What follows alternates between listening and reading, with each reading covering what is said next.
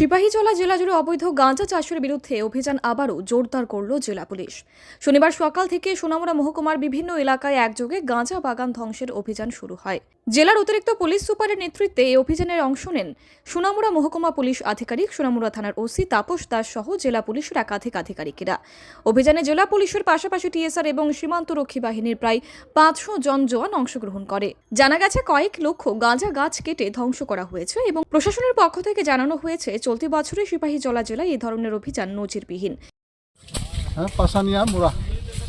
আপনারা আজকে কারা কারা এই অভিযানে আছেন? এখানে বিএসএফ 81, 69, 43, 49 আর টিএসআর, ইভেন টিএসআর, আমাদের ডিস্ট্রিক্টের অ্যাডিশনাল এসপি। মোট কতজন ফৌজ নিয়ে আজকে? অ্যারাউন্ড 500। কোন সময় থেকে আপনারা এই অভিযান চলছে এবং কতখানি চলবে, এবং অ্যাপ্রক্স কত হাজার গাছ কেটেছেন আনুমানিক?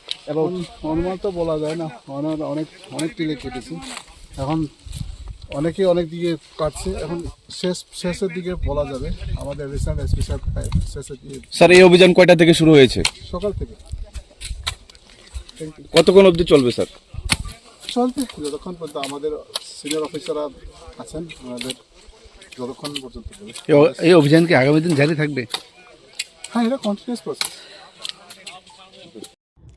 Bureau report, PV north east.